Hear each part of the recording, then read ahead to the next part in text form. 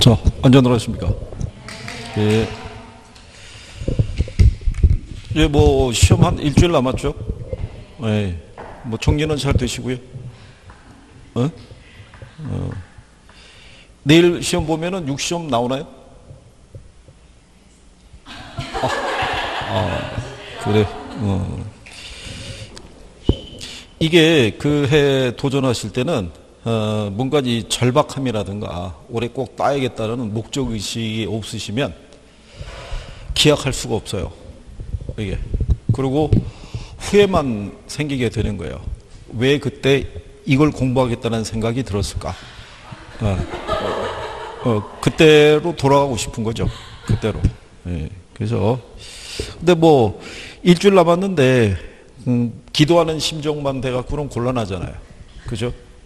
저 위에 계신 분이 안 들어주는 게 복권 되게 해달라는 거하고 제가 찍은 게 답이 되게 해달라는 건 안 들어주니까 실력이 있어야지 어떻게 정리할 거 아니에요. 그죠? 여기 계신 분들은 계산은 잘 하시나요?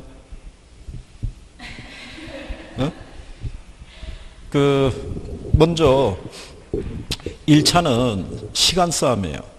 1교시, 2교시, 3교시가 이렇게 구성이 되어 있다면 1차는 1번부터 40번이 학개론이고요. 41번부터 80번이 민법이에요. 그러면 토탈 80문항인데 시간은 몇 분을 주냐면 100분을 줘요. 그러면 80문항 100분에 풀면 여유가 있을 것 같은데 80개를 마킹을 하려고 그러면 한 7분에서 8분 소요가 돼요. 그러면 결국은 배정이 어떻게 되겠어요? 마킹하는 시간 이 10분 빼면 90분 남을 거 아니에요. 그죠? 그런데 모의고사 보시면 아시겠지만 학개론 푸는 속도하고 민법 푸는 속도가 틀려요. 얘가 더 빠르고 얘가 더 느려요. 그렇죠? 그래서 통상은 얘한테 40분을 배정을 해요. 얘한테 50분. 요렇게 풀어야 돼요. 그러면 이 40문항 안에 토탈 평균적으로 보면은 계산이 한 10개, 이론이 30개예요. 그죠? 근데 계산을 풀려고 그러면 1분 안에 풀 수 있는 문제도 주어질 수 있는데 통상 1분 이상 걸려요. 일반 학생들이 풀면은. 그러면 10문제 기본적으로 2분씩 쓴다 그러면 20분이에요. 그죠? 그러면 나머지 20분 갖고 30문제를 못 풀어요. 그렇죠? 그게 현실이니까. 네. 그리고 계산이라는 게 일단 부동산 학개론은 계산 과목이 아닌 거예요. 세상에 계산 과목은 없는 거예요. 그러면 근래 3년 동안의 추세는 뭐냐면 출제자들이 계산 문제로 난이도를 조정해 주는 거예요. 그러니까 계산 문제에 먼저 휘말리면은 여기서 시간을 쓰다 보면 얘를 풀 시간이 부족해요. 그래서 나중에 민법을 한 7, 8개를 찍고 끝나는 거예요. 그러면 확률이 떨어지죠. 정상적으로 풀어도 60점이 나올까 말까 한데, 그죠? 시간이 부족해서 답을 마킹을 못하면 억울하잖아요. 그죠? 그러니까 일단은 얘부터 풀어야 돼요. 이론부터. 계산은 마지막에 몰아서, 네? 몰아서. 계산이 자신이 없으시면 선택을 해야 돼요. 일일이 푼다는 거는 무의미하고 번호 하나를 선택해서 차라리 연번으로 몰아주는 게 나아요. 그게 차라리 다 틀린 것보다 나을 거예요. 현실적으로 조언을 하면 그렇다는 얘기예요. 그러니까 절대로 가다가 1번, 2번, 3번 해서 계산 문제 나와 있으면 걔를 풀면 안 되고 넘어가야 돼요. 그냥 넘어가서 얼핏 보면은 내가 풀을 수 있을 것 같은 유형인데 조건이 틀려요. 그래서 선생이랑 할 때는 계산 문제가 풀려요. 왜? 여기서 그 유형 갖고 풀어주니까. 그리고 거기다 비슷한 유형으로 숫자만 바꿔서 다시 풀면 그 순간은 풀리는데 선생이 사라지고 혼자 풀면은 어디선가 보기는 본 것 같은데 일단 식도 생각이 안 나고 대입도 안 되는 거예요. 고민하다가 넘어가는 거예요. 그러면 무의미하잖아요. 이거는 몇 점 맞으면 합격인 시험이에요. 60점 맞으면 되는 거예요. 60점. 그러니까 여러분들은 80%의 이해도를 가지고 60점을 맞으러 들어가는 거예요. 100% 이해하면 여러분들이 원하는 점수 다 맞을 거 아니에요. 그죠? 실전이니까. 네, 이제 그런 식으로 계산에 대해서는 그렇게 대비를 해서 정리하시는 게 훨씬 나을 거라는 거. 자, 그 다음에 우리가 시험에 가시게 되면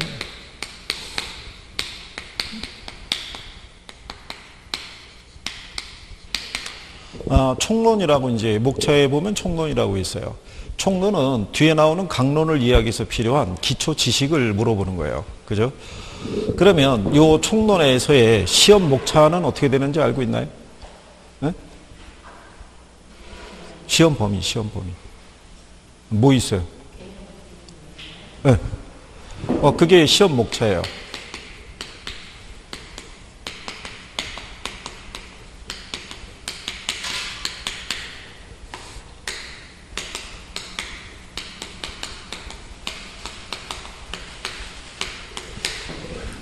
이게 시험 목차이기 때문에 이 제목을 달고 출제하는 거예요. 그래서 통상 보면 개념, 분류, 특성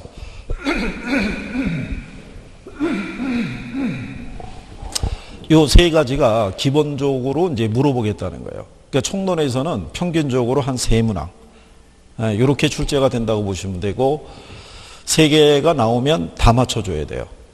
그죠? 일반적으로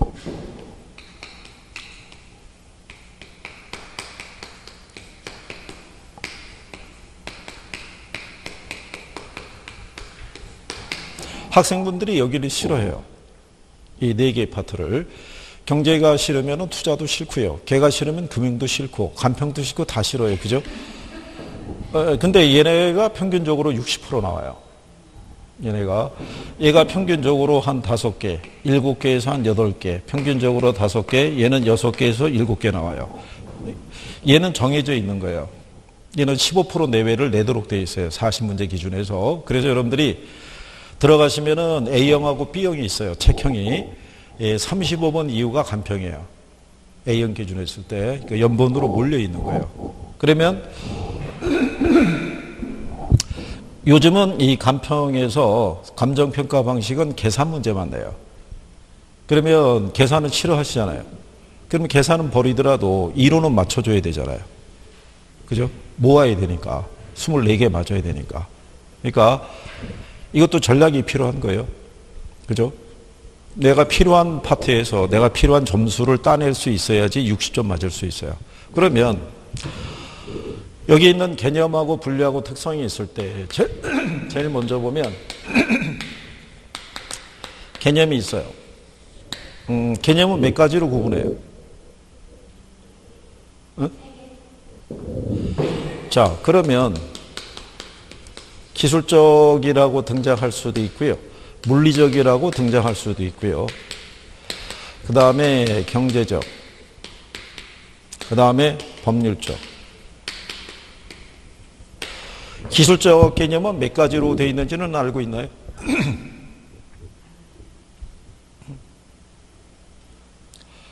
거기 1번 내용에서 1번 문제에서 2번 지문을 보면 기술적 개념은 몇 가지로 나와 있어요? 경제적 개념은요?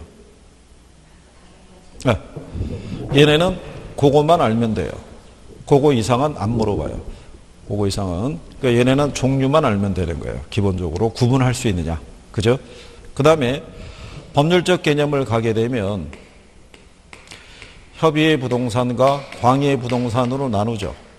근데 협의의 부동산은 우리 민법의 체계를 따른 거예요. 그죠? 그런데 요 민법에서 얘기하는 거는 나라마다 틀려요. 그죠?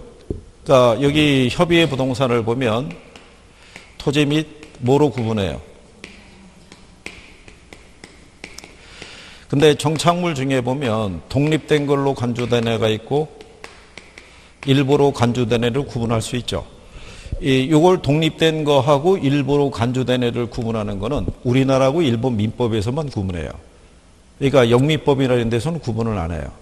그러니까는 여기서는 요걸 물어보는 거예요. 독립된 물건으로 간주된 애가 뭐가 있느냐.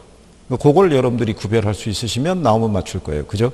그러면 광해의 부동산은 협의의 부동산에다가 뭐로 포함이 되어 있어요?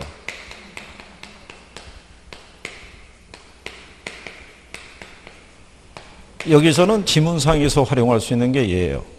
그죠? 그러면 법률적 개념은 따로 출제를 해요. 예, 따로 출제를 하는데 여기서는 물어보면은 얘를 물어보고 여기서는 준부동산의 의미를 물어본다는 얘기예요. 그거 정도를 구별할 수 있으시면 될 거예요. 그죠?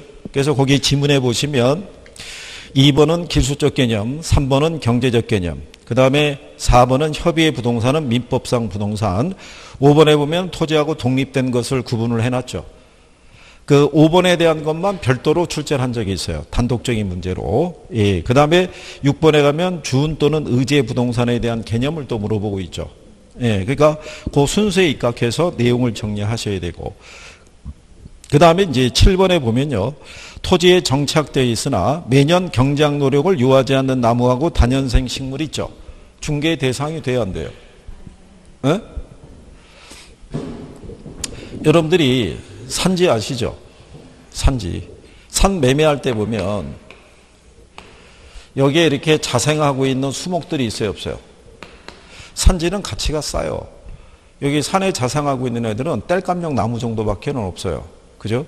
그럼 여러분들이 산 매매할 때 통상적으로 나무 따로, 산 따로 이렇게 매매하는 경우 있어요, 없어요? 없어요. 같이 들어가지. 그러니까 중개 대상이 되는 거예요. 무슨 말인지 하시겠어요?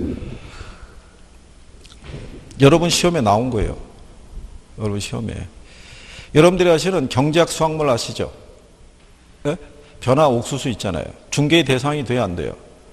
그건 안 된다고요. 그건 경작자 거라고요. 그죠? 예, 그거는 기본적으로 물어보는 내용이에요. 그러니까 그거 정도는 개념상에서 구별을 하실 수가 있어야 돼요. 그죠? 그리고 임차자 정착물은 일반적으로 동산으로 간주하는 것 있죠. 예, 그 정도는 이제 구별이 되셔야 되겠고요. 그 다음에 이제, 9번에 가게 되면 부동산은 20년간 소유의 이사로 평온, 공연하게 점유하고 등기함으로써 소유권을 획득을 할 때요. 동산은 용익물권은 모두 제한물권의 설정이 불가능하고요. 담보물권 중에서는 뭐만? 유치권하고 질권만 설정이 가능하다고 돼 있죠.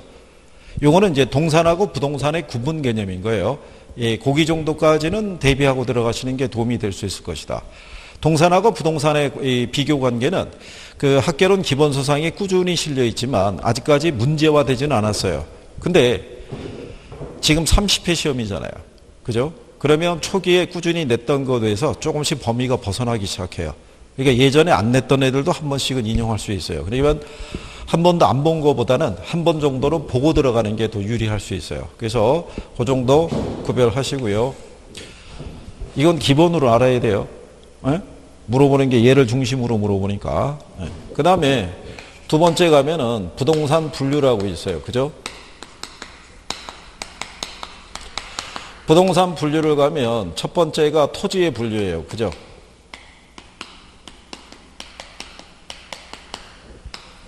토지의 분류에서는 상대적인 개념을 중심으로 정리를 하셔야 되는데 이 토지 분류상에서 근래 시험에서 제일 잘 썼던 지문 중에 하나가 이거예요. 택지 아시죠? 네, 택지는 뭐를 택지라고 그래요? 본인들이 쭉 떠오르지 않으면 용어가 정리가 안 된 거고요. 용어가 바뀌어서 나오면 틀릴 수 있는 거예요. 그죠? 근데 여기는 다 맞춰줘야 되는 거예요. 여기는. 자, 거기 여러분들이 보시면 얘네 잘 쓰고요. 그 다음에 잘 나오는 것 중에 하나가 뭐예요? 후보지하고 이행지. 근데 거기 3번 지문에 보면 이렇게 돼 있죠. 주택지가 대로변에 접해서 상업지로 전환 중인 토지 하고요. 도로변 과수원이 전으로 전환 중인 토지를 이행지를 한다 이렇게 돼 있어요. 맞겠어요? 틀리겠어요?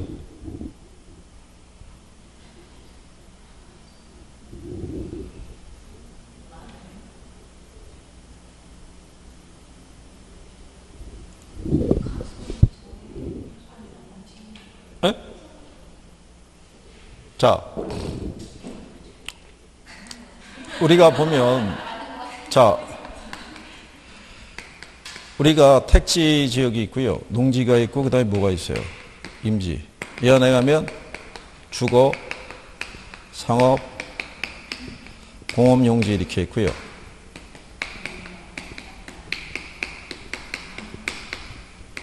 이렇게 돼 있죠. 여러분 저기 기출에 이렇게는 먼저 한번 물어봤어요. 전이 뭐로? 답으로 바뀌면 뭐예요? 이행지. 같은 용도 지역 내에서 세분화된 지역이잖아요. 그죠? 그러면 얘가 일로 바뀌거나 얘가 일로 바뀌면 뭐겠어요? 이행지죠. 이 안에서 변하면 이행지인 거예요. 그렇죠? 자, 도로가 확장이 되면 도로 뒤편에 있던 주택지가 상업지로 용도가 바뀔 수 있죠. 그럼 뭐라고 하겠어요? 그럼 이행지죠, 이행지. 유관시험에서는 그렇게 출제하는 거예요.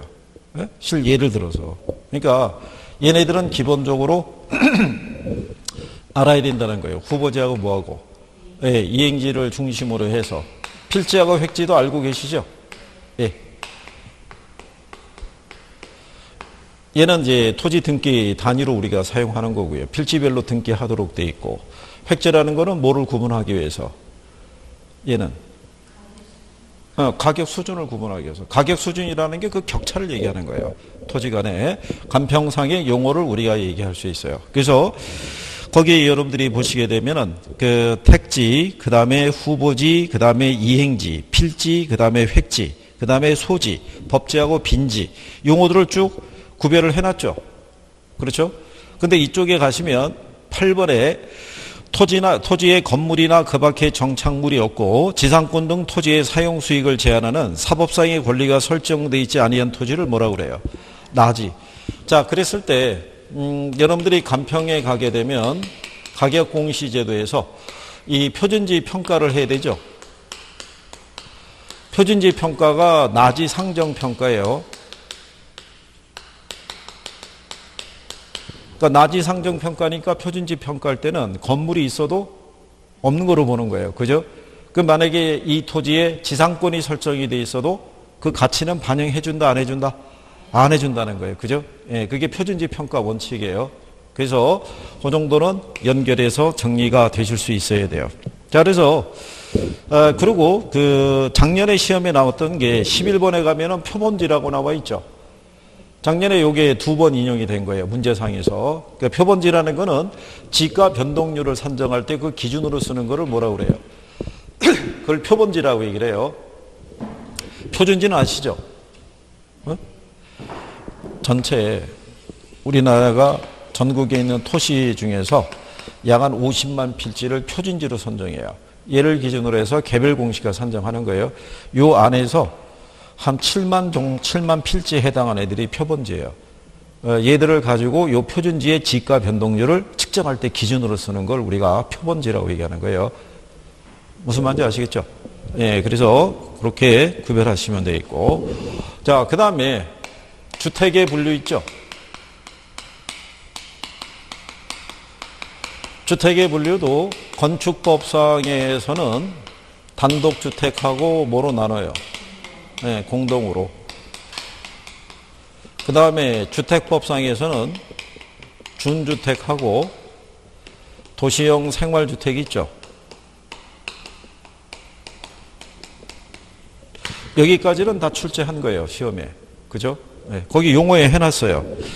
거기 보시면은 그 14번이 준주택이라고 해놨고요. 15번이 도시형 생활주택이라고 들어가 있죠. 얘네 용어를 바꿔서 나올 때가 있어요, 제목을. 그러니까 제목 정도를 알면은 구별할 수 있어요. 그죠? 여기는 특히 도시형 생활주택도 공동주택이에요. 그죠? 얘가 2세대 이상이고요. 몇 세대 미만. 근데 이거를 350세대라고 해서 틀리게 한번 준 적이 있고요. 여기 있는 도시형 생활주택은 분양가 상한제를 적용받지 않아요. 근데 분양가 상한제를 적용할 수 있다고 해서 틀리게 한번 출제한 적이 있어요. 그러니까 용어상에서는 구별하시면 되겠고. 여기 단독하고 공동이 있다 그러면요. 이전에 여러분 시험에서는 주로 얘를 답으로 줬어요. 뭐를? 다중주택을. 네. 근데 여기 공동주택에 가게 되면 연립이 있고 그 다음에 뭐 있어요? 여기도 다가구라고 있죠. 그러니까 여기는 그냥 이 대학교 묶으면 돼요. 그죠? 무슨 말인지 알겠죠? 같은 다가 들어가니까. 그러니까 그거 뒤에 거 가지고 구별할 수 급하면 다 그렇게 하는 거예요. 그죠? 일단 살고 봐야 돼요. 그죠? 일단 바깥 양반들은 여러분들이 될 거라고 그래도 기대는 해요. 그렇지 않겠어요? 주변 사람에게 전화는 다 한 거예요. 노후 준비가 다 돼가고 있다고. 올 11월이면 나 그만둘 수도 있어. 뭐 이렇게 얘기할 수도 있는 거예요. 그죠? 예?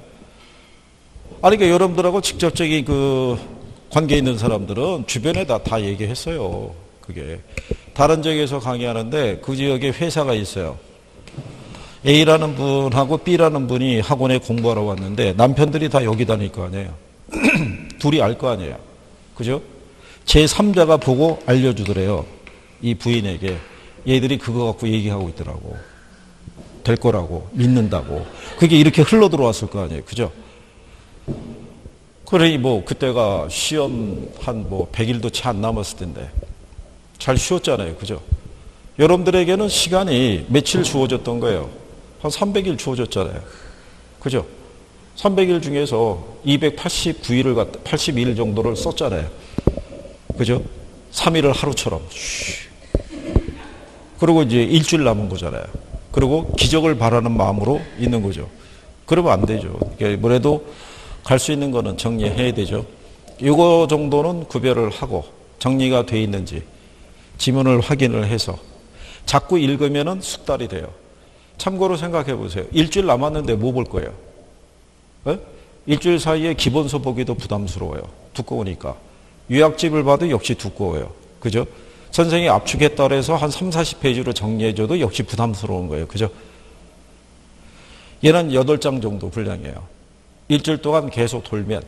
그죠? 예, 그러면은 각인이 좀 될 거예요. 각인이. 그리고 시험장에 들어가면 뭐 갖고 들어갈 거예요? 예?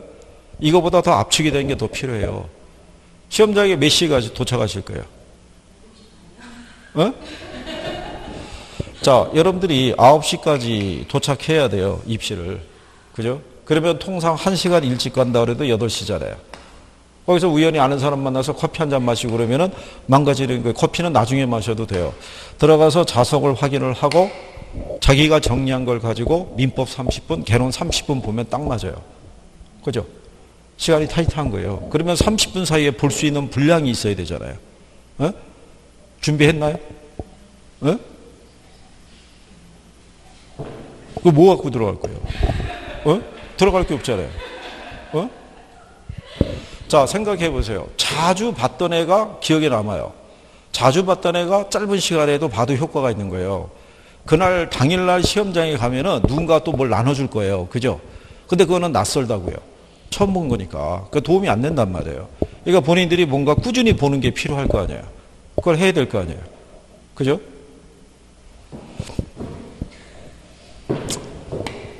설마 올해 올림픽 정신 갖고 들어가는 건 아니겠죠?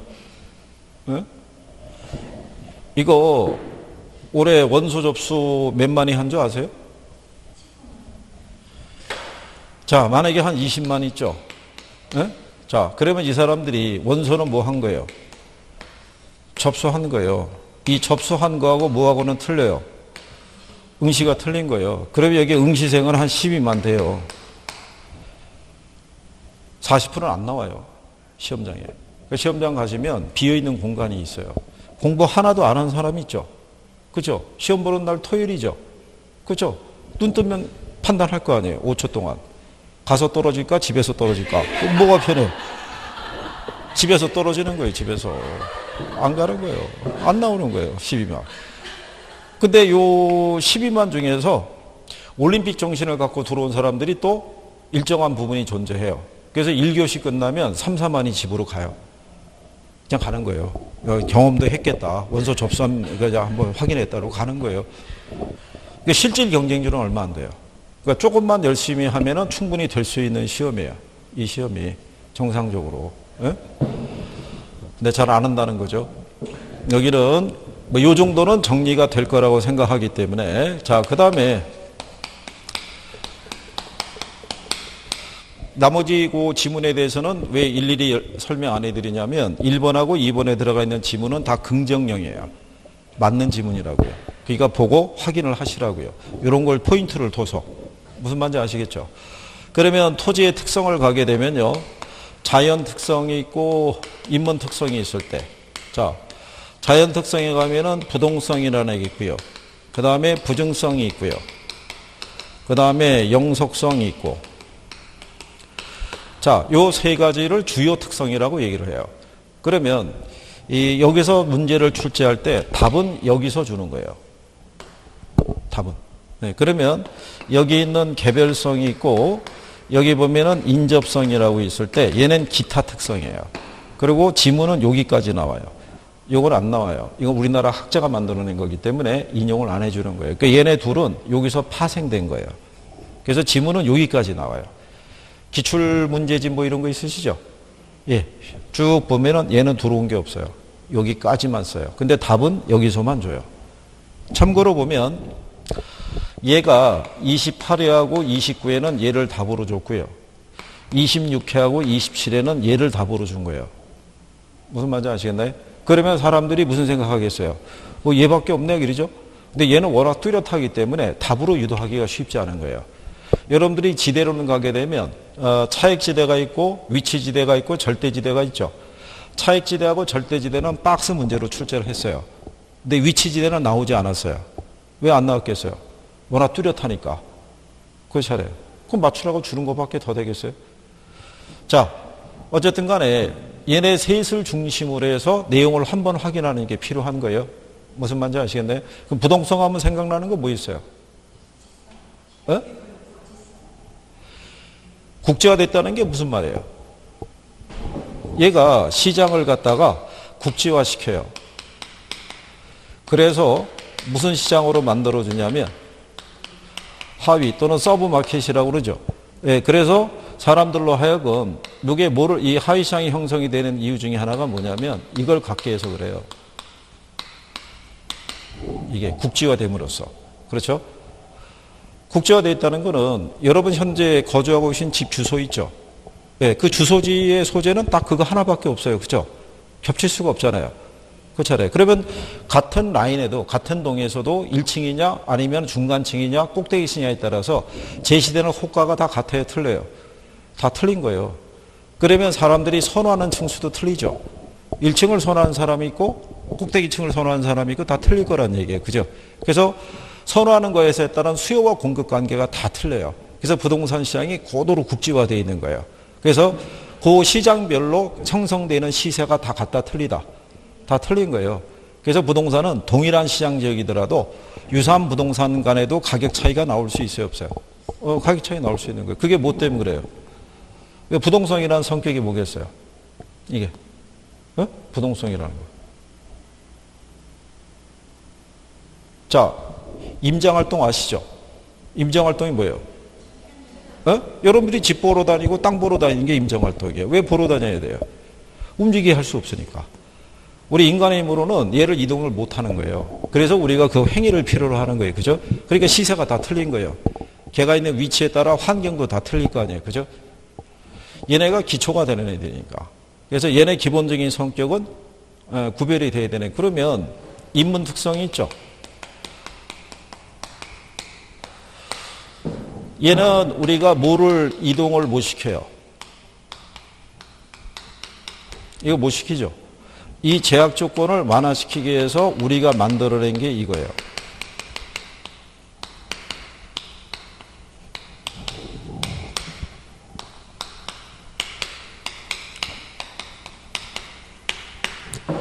요거는 이동이 안 돼도 지리적 위치는 이거는 이동을 시킬 수 있어요, 없어요? 이게 제약 조건을 완화시키는 거예요.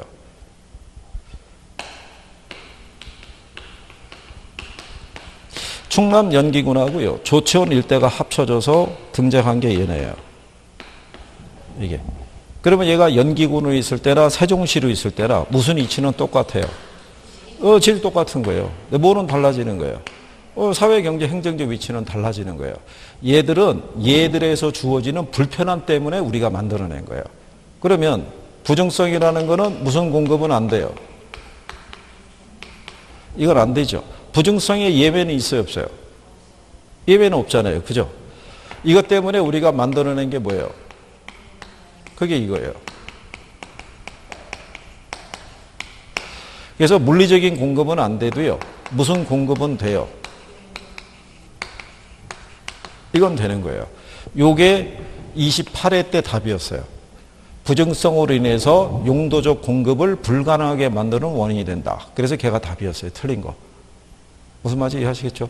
예, 그래서 그러면 분할 및 합병의 가능성이라고 있죠. 얘는 하는 역할이 뭐냐면 얘들을 지원해 주는 거예요. 이게 위치가 변하거나 용도를 변경하려고 그러면 토지의 면적을 나누거나 합할 수 있어야겠죠.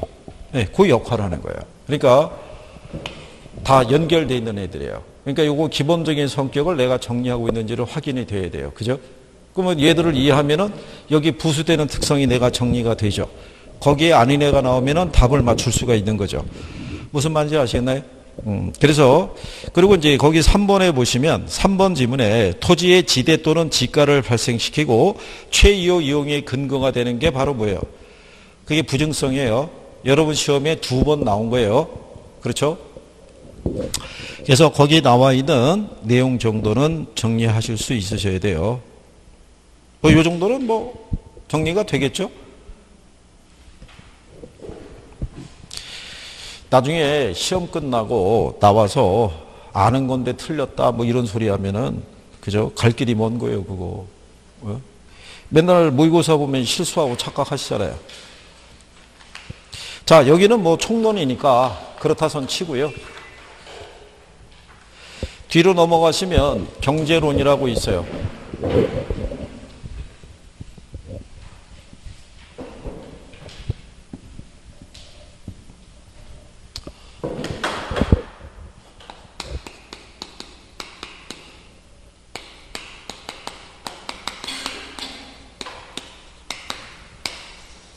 자, 경제론의 시험 목차는 어떻게 돼요? 세부 시험 범위네요, 그거. 경제론. 네? 여기는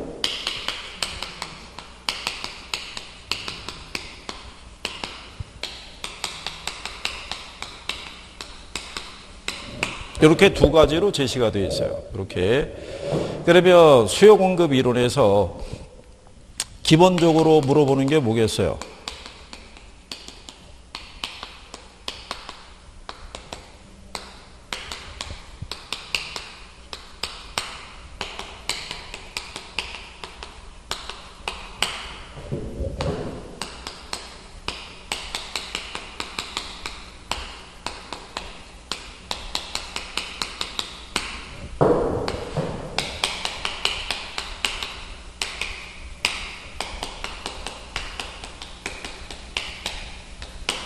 뭐 세부적으로 들어가면 이렇다고 보시면 돼요. 그죠? 그러면 여기 수요 공급의 변화에 대해서는 기본적으로 수요량의 변화하고 수요의 변화 있죠.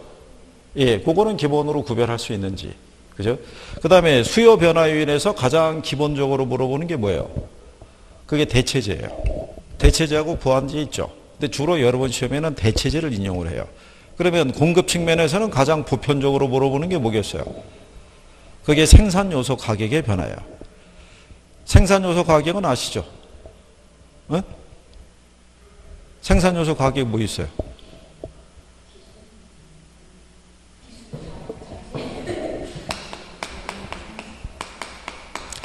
생산요소는요, 물건을 만들기 위해서 투입하는 재료를 얘기해요. 그죠? 우리가 주택을 건설하려고 그러면 뭐가 있어야 돼요? 토지 있어야 되죠. 또.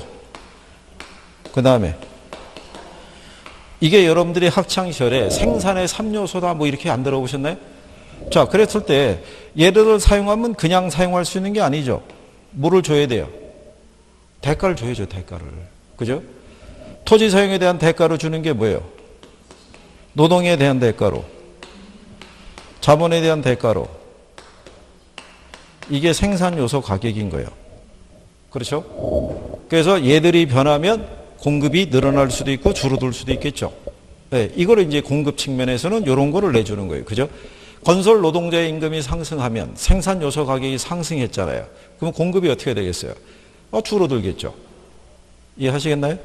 그래서 공급 측면에서는 주로 예를 많이 주는 거예요. 자, 우리가 이제 이렇게 얘기를 해요.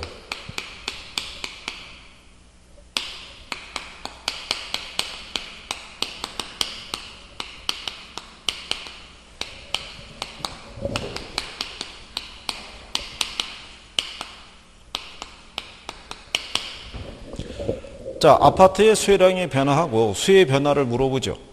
예, 아파트의 수요량의 변화를 가져다 주는 거는 해당 재화의 가격만 가능해요. 그죠? 그래 우리가 해당 재화는 뭐를 해당 재화라고 그래요? 어? 해당 재화. 우리가 수요 함수를 가보시게 되면 이 수요량에 영향을 주는 여러 가지 변수들이 있어요. 그죠? 그래서 해당 재화에 뭐도 있고요. 가격도 있고 소득도 있고 그 다음에 관련 재화의 가격이라는 것도 있어요. 그죠?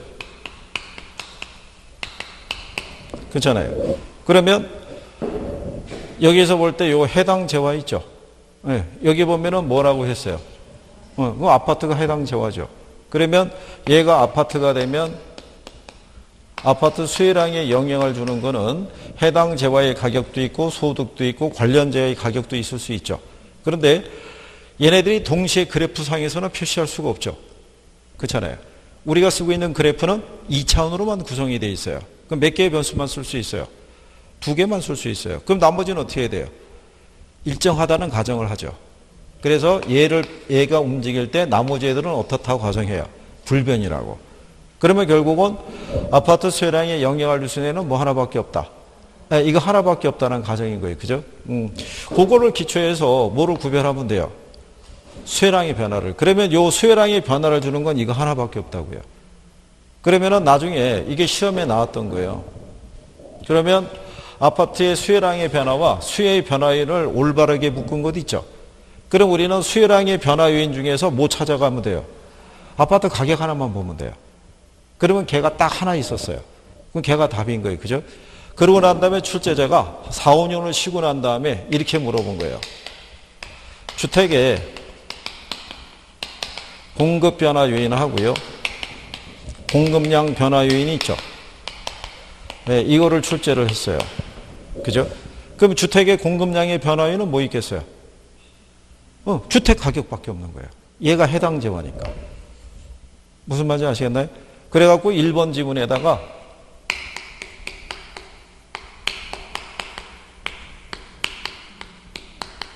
이렇게 준 거예요. 그럼 얘가 답이죠. 그 나머지는 얘 말고 다른 애들이 무수히 깔렸을 거 아니에요. 그죠? 그거 하나를 가지고 구별할 수 있으면 돼요. 수요량의 변화고 수요의 변화, 공급량의 변화가 있고 뭐가 있으면 공급의 변화가 있으면. 그죠? 근데 이제 요거는 요인이니까 그렇다는 소치는데 자, 이게 만약에 아파트 가격이 변해서 그죠? 예, 가격에 의해서 뭐가 변할 수 있냐면 얘가 변할 수 있죠. 그러면 소득이 변해도 수요량은 변할 수 있어요, 없어요? 어? 가격이 변하면 수요량 변하잖아요. 소득이 변하면 수요량은요? 예? 얘도 변하겠죠. 얘가 변해도 얘가 변하고 얘가 변해도 얘가 변하는 거예요. 그죠? 근데 여기서 이 변화를 가져오는 건 뭐가 변한 거고요? 가격이고 얘가 변한 거는 뭐가 변한 거예요? 그렇죠? 가격 이외의 소득이라는 건 가격 이외의 요인이니까. 그렇지 않겠어요? 예. 그러면 얘들을 그림상에서 표시할 때 그래프는 나와요, 안 나와요? 그래프는 안 나온다고요. 그래프는 안 나오고 왜 그래프가 요즘 안 쓰겠어요? 1분 안에 풀어야 되니까. 이론에 대한 거를. 그러니까는 복잡한 문제를 잘 안 준다고요. 그죠? 그럼 얘는 원래 표현한다고 그러면 얘가 변한 거를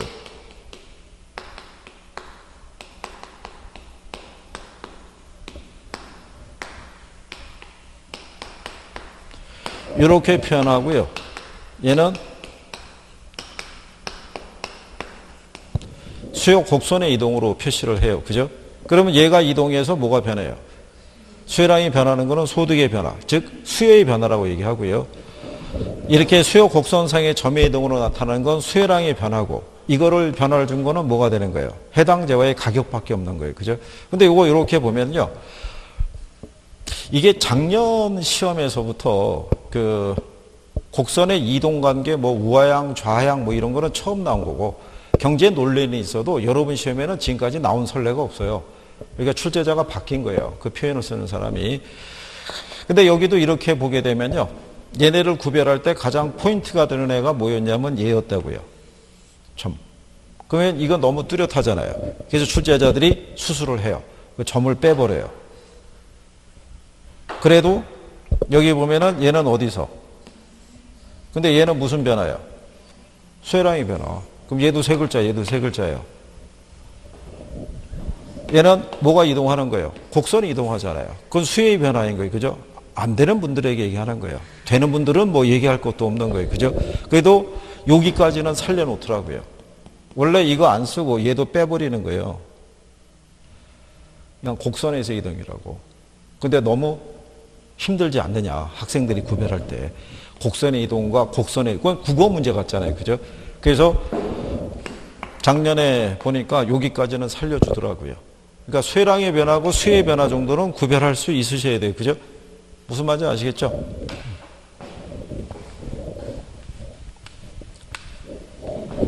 자, 그래서 거기 수여에 관한 설명에서 보시면요. 그 유량하고 절량 처음에 나와 있죠. 네? 네. 자, 여러분들이 보시면 부동산학에서는 유량과 절량이 있으면 뭐가 중요하겠어요? 자, 유량을 버리고 생각해 보세요. 부동산학에서는 절량이 중요한 거예요. 뭐가 중요하다? 절량. 지금까지 유량, 절량을 구별하는 문제가 3번 인용이 됐는데 답이 다 뭐였겠어요? 그렇죠. 절량을 중심으로 물어보는 거예요. 절량을. 그럼 여러분들이 한번 생각해 보세요.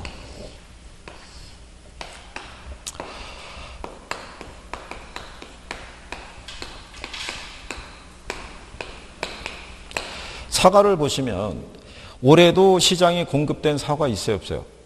있을 거 아니에요? 이때 만약에 자 1000톤이 공급이 됐어요. 그죠? 그럼 작년에도 공급된 애 있어요, 없어요? 있을 거 아니에요? 근데 작년에 공급된 사과가 지금 그대로 있냐고요?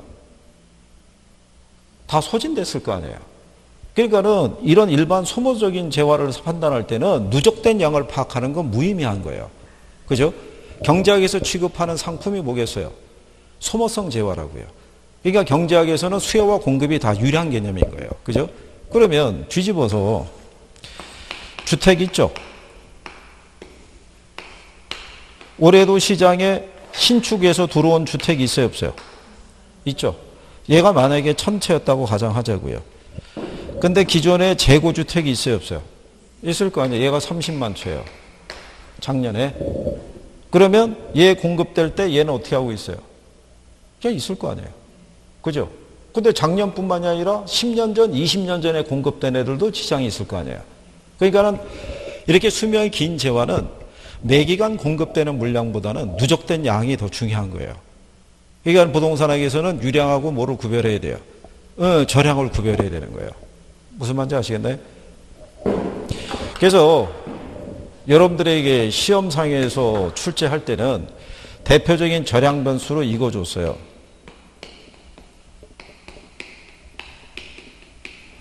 요거 3개를 알면은 기본적으로 답을 맞출 수 있게끔 해준 거예요. 그죠? 집에 가면 자녀들 있으실 거예요. 그죠? 걔들이 조금 더 커서 초등학교 고학년 이상이 되면은 저녁에 잠을 안 자요. 폰 하느라고. 그러면 부모의 언성이 높아지죠. 뭐라고 얘기를 해요? 언제 잘 거냐고. 그럼 걔들이 이렇게 얘기를 해요. 이제 잘 거라고. 무슨 말인지 알겠죠? 네? 3가지를 기준으로 해서 정리를 하실 수 있으시면 될 거예요. 나중에 기출을 보시면은 이게 누적된 양이라고요. 무슨 말인지 아시겠어요? 여러분들이 현재 재산이 얼마냐고 물어보죠. 그죠? 근데 그 재산이라는 게 올 한 해 벌어들인 게 아니잖아요. 지금까지 누적된 걸 얘기를 하겠죠. 무슨 말인지 아시겠어요? 지금은 시간이 급하니까 일일이 이거를 다 풀어서 얘기하기가 힘들잖아요. 그죠? 그러니까는 간단하게 그냥 정리할 수 있는 거는 그대로 가는 거예요. 그죠? 자, 그래서 여러분들이 거기 보시면 1번에 유량 변수가 있고 2번에 절량 변수가 있죠. 자, 3번에 가면 만약 현재 A도시에 총 150만 채의 주택이 존재하고요. 그중에 10만 채가 공가로 남아있다면 현재 주택 절량의 공급량은 140만 채라고 해놨죠. 그렇죠? 맞아요? 틀려요? 네? 주택 절량의 공급량이라는 게 뭐예요? 네?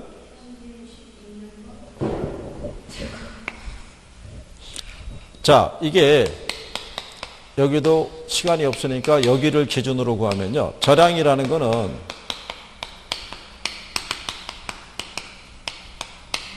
뭐가 주어졌을 때 시점을 기준으로 우리가 측정하는 거예요. 그러면 주택 저량의 공급량이라고 있죠. 얘는 일정 시점에 시장에 존재하는 주택의 양을 얘기를 해요. 그죠? 근데 거기 문장에다 명시를 해주죠. 만약 현재 A도시에 총 150만 채의 주택이 존재한다고 해놨죠. 그죠? 그러니까 걔가 주택 저량의 공급량이죠. 현재 시장이 존재하는 양이니까. 그렇죠? 근데 그 중에 몇 채가 공가래요. 그러면 주택 저량의 수요량이라는 것은요, 일정 시점에 사람들이 보유하고 있는 주택의 양을 얘기를 해요. 그죠? 그러면 150만 채가 존재하는데 그 중에 10만 채가 공가면 140만 채를 사람들이 보유하고 있는 거죠. 그러니까 140만 채가 주택 저량이 뭐가 되는 거예요? 수요량이 되는 거예요. 그러면 일정 시점에 시장에 존재하는 양과 사람들이 보유하는 양은 서로 같아요, 틀려요? 다를 수 있겠죠. 거기까지 시험에 나온 거예요. 여러분 기출에. 그러니까 그때는 시점하고 기간만 뒤집어서 줬단 말이에요. 그죠? 네, 그러니까 요 표현까지도 언급을 했으니까 구별은 해 두시는 거예요. 무슨 말인지 아시겠죠? 자, 그 다음에 이제 간단하게요.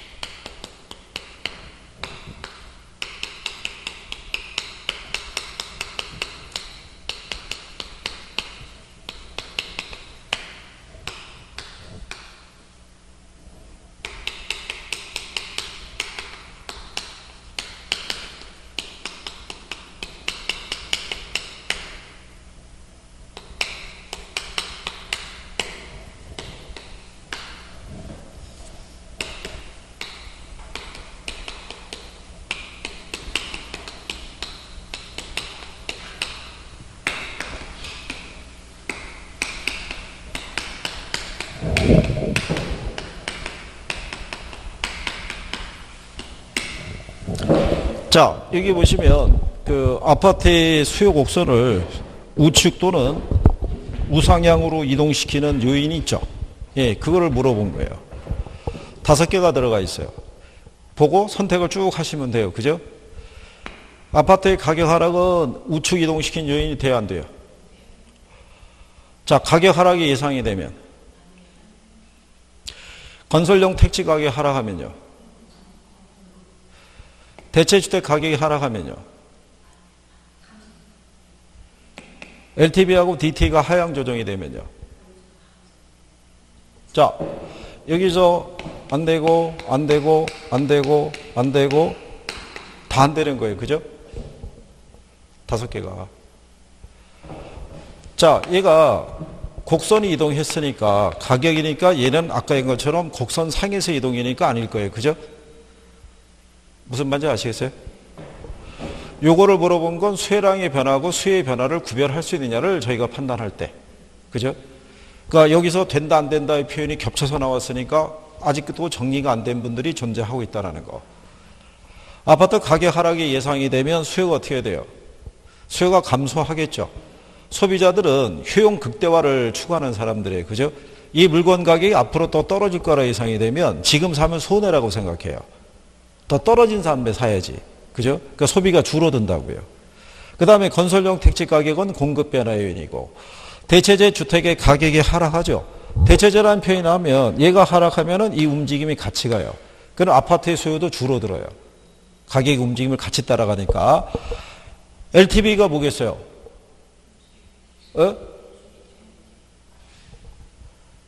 뭐라고요?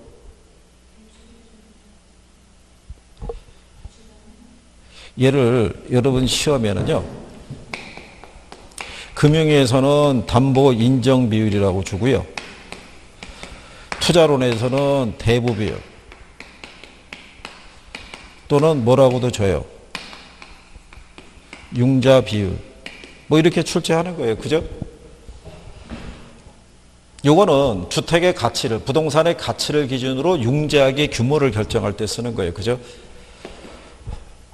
자, 얘가 하향 조정이 되면 수익 어떻게 돼요? 줄죠. 융자를 그만큼 덜 받을 수밖에 없으니까. 그렇죠? 판단하세요. 본인이 여기 현재 어디가 부족한지에 대해서. 예? 이건 기본으로 물어보는 거예요. 시험에서 보편적으로 물어보는 게 요거 하나를 갖고 출제자들은 두 가지를 물어보는 거예요. 수요량의 변화하고 수요의 변화를 구별할 수 있는지, 또는 수요 변화 요인과 공급 변화 요인을 기본적으로 이해하고 있는지를 이거 하나의 문제로 물어보는 거예요. 기출해 보시게 되면요, 이렇게 해서 박스로 해가지고 출제한 문제들이 여러 개가 있다고요. 그렇죠? 그러니까 이거를 확실하게 내가 대비를 해야 되죠. 계산하는 것보다 낫잖아요. 에? 아니, 계산도 틀리고 얘도 틀리면은 뭔가 장기적인 계획을 갖고 있는 거잖아요. 그죠? 박관 양반하고는 협의는 다 되셨어요? 어? 원래 이 시험을 알고 봤더니 1년에 끝나는 시험이 아니라더라. 그죠? 1년에 1차씩 해서 올해는 1차만, 내년에 2차. 그죠? 지금 그런 사람들 굉장히 많아요. 매년 이맘때가 되면 제가 매년 학원에서 얘기하는 게 부류가 세 부류가 나눠요. 세 부류가. 첫 번째 부류는 뭐겠어요? 시간이 한 달만 더 있으면 좋겠다고 그래요. 그러니까 늦게 발동 걸린 거예요. 지금서부터 한 달만 더 있으면 합격할 것 같아요. 두 번째 부류는 뭐냐면 그냥 내일 시험 봤으면 좋겠다는 거예요. 이제 지겨운 거예요. 공부 열심히 한 사람이에요. 그죠? 더 이상 이제 지친 거예요, 이제. 그죠? 네.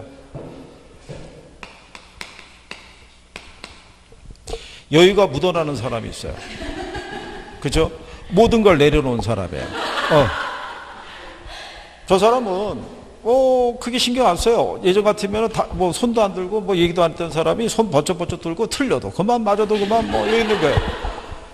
알고 봤더니 학원 관계자하고 내년도 학원 수강료에 대한 협상이 다 끝난 거야. 다 끝났어요. 내년에 뭐 한 10%만, 15% 얼마 할인이 결정이 된 거예요. 그러니까 여유 있는 거죠. 뭐 올해 돼도 그만 안 돼도 어차피 난 내년이니까. 그렇게 가는 거예요. 그러면서 위안을 삼는 거예요. 뭔 위안을 삼느냐? 동차 합격해서 간 사람은 어쩔 수 없어요. 그죠? 근데 올해 1차만 합격하죠?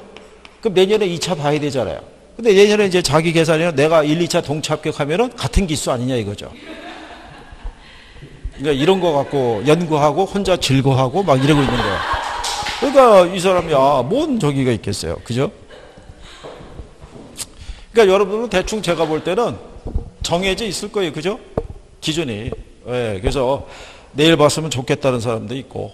예, 그래서 어쨌든 마무리는 잘 하셔야 되는 거예요. 거기 자, 그 4번 문제의 수요에 대한 것을 보시게 되면은 4번 지문에 이렇게 돼 있죠. 해당 주택가격 변화에 의한 수요량의 변화는 동일한 수요 곡선상의 이동으로 나오겠죠. 그러니까 해당 재화의 가격이 변하면 어디서? 곡선상의 이동으로 나타날 수 있다라고 얘기하는 거예요.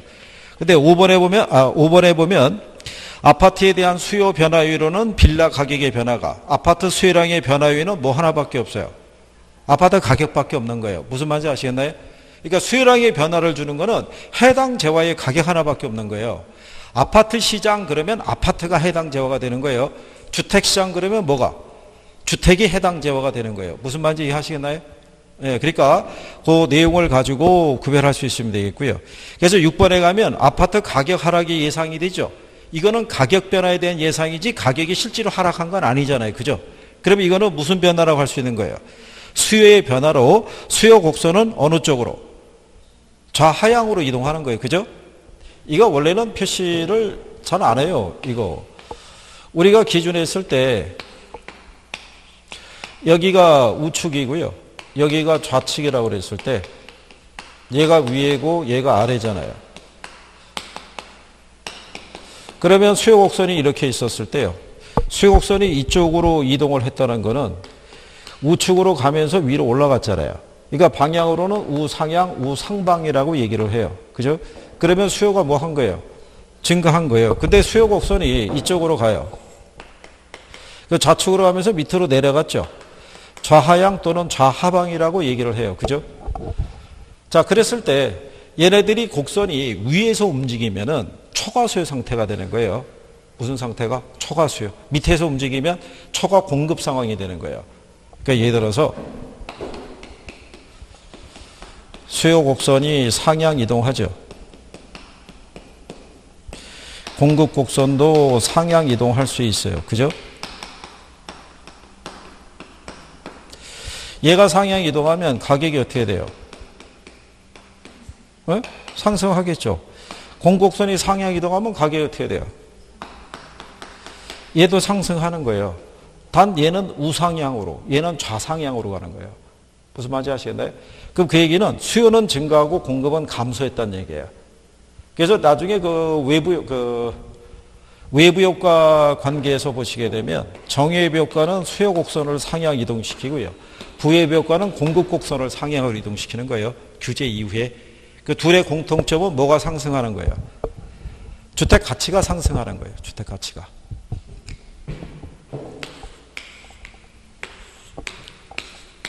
자, 똑같이요. 여기 이렇게 공급 곡선이 있을 때 얘가 이리로 갔어요. 어디로 간 거예요? 좌측인데 위로 올라갔죠? 그죠? 그럼 공급이 뭐 했다는 거예요? 줄었다는 거잖아요. 감소. 그죠? 얘가 우측으로 갔다는 얘기는 밑으로 내려갔죠? 우하향으로 이동한 거죠? 그럼 공급이 뭐 한 거예요?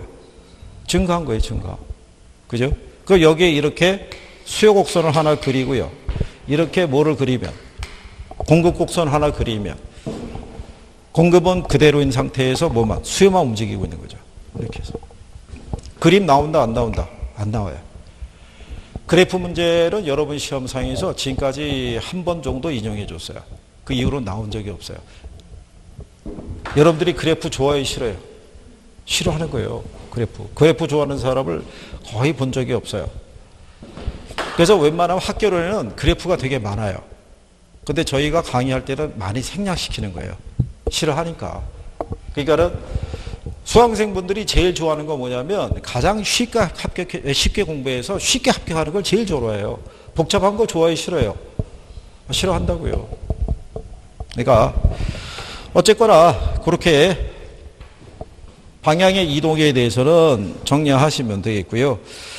그래서 거기 보시면 7번에 아파트 담보대출 금리가 하락하면 수요의 변화라고 해놨죠. 그럼 왜 그러게 했어요? 수요의 변화를 주는 요인이 뭐예요? 아파트 담보대출 금리잖아요. 가격이 아니죠. 그게 걔를 무슨 변화라고 그래요? 수요의 변화라는 거예요. 아파트 가격이 변하면 그건 수요량이 변화가 되겠죠. 무슨 말인지 이해하시겠어요? 그 요인을 잘 보시면 돼요. 뭐를 잘 보면 돼요? 요인을. 그러면 8번에도 소득이 변한 거죠. 예, 소득이 변한 거니까 어떻게 변하겠어요? 곡선상에서의 이동이 발생하겠어요? 곡선이 움직이겠어요? 곡선이 움직여야 될 거 아니에요. 그러니까 요인이 뭔지만 정확하게 알면 답을 풀 수 있는 거예요. 그죠? 그래서 거기 그 구성에서 보시면 자, 실질 소득이 증가하면 수요 곡선은 어느 쪽으로 이동하겠어요? 실질 소득이 증가하면은 수요 곡선은 상향으로 가겠죠. 좌하향이 아니라. 무슨 말인지 아시겠나요? 그래서 거기 있는 그 10번 지문은 틀린 지문이에요. 좌하향이 아니라 어디로 가야 된다? 우상향으로. 그 다음에 부동산 가격 이외의 다른 요인이 변하면요. 그 부동산의 공급이 변해서 공급 곡선이 이동한다라고 해놨죠. 가격 외의 다른 요인이 변하면은 뭐가 이동하는 거예요? 곡선이 이동하는 거예요. 곡선 상에서 이동이 유발되는 거는 그 해당 재화에 뭐 하나밖에 없다. 가격 하나밖에. 그리고 12번 문제는 여러분 시험에도 이렇게 나온 거예요. 해당 부동산 가격 변화에 의한 공급량의 변화는 다른 조건이 불변일 때 동일한 공급 곡선상에서 무슨 이동? 점의 이동. 그렇죠? 그런데 이제 그 점까지 들어가니까 너무 확연하게 구별이 된다고 그래서 작년 여러분 시험에는 그 점을 빼버린 거예요. 그래서 곡선상까지는 언급을 하니까 그렇게 구별하시면 될 거예요. 그러니까 쇠락의 변화하고 쇠의 변화 정도는 구별할 수 있으시겠죠? 그래요. 자, 1교시 첫 시간이니까 잠깐 쉬었다 마무리해야죠.